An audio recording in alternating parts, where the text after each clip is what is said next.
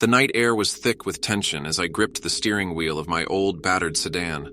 My knuckles were white against the dim glow of the dashboard.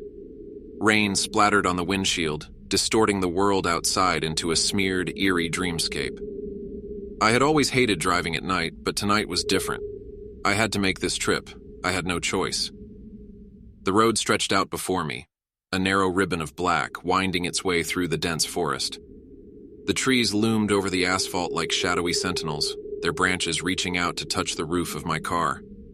The headlights cast long, eerie shadows that danced and swayed as if mocking my unease. I glanced at the clock on the dashboard.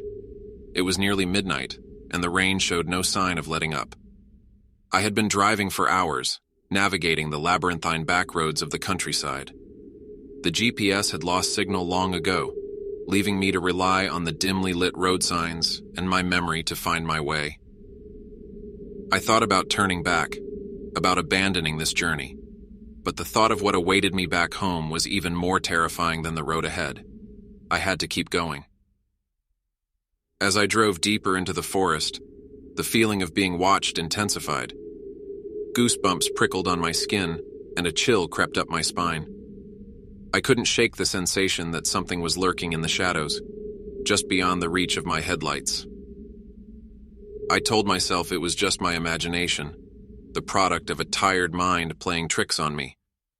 The road became narrower, and the trees pressed in closer, their gnarled branches clawing at the car.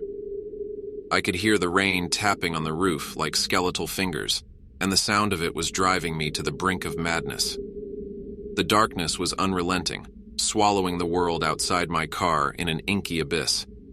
Suddenly, I saw a figure dart across the road in front of me.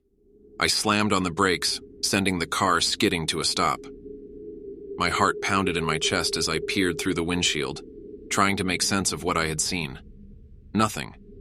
There was nothing there. Just the empty road and the swaying trees.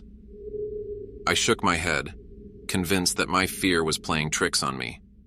I took a deep breath and pressed the gas pedal, determined to put distance between myself and this godforsaken forest. But as I accelerated, I couldn't shake the feeling that I was not alone. The figure appeared again, this time closer, its shape barely illuminated by the dim glow of my headlights.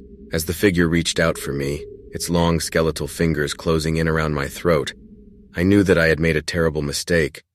My journey had taken me to a place from which there was no return, a place where the darkness and the unknown reigned supreme. And as I gasped for breath in the clutches of the figure, I realized that the true horror of the night was not the forest or the cabin or even the sinister presence that haunted me. It was the realization that I had driven myself straight into the heart of my own worst fears, and there was no way back. The last thing I heard before the world went black was the sound of the rain beginning to fall once more, a chilling symphony that would forever haunt my dreams.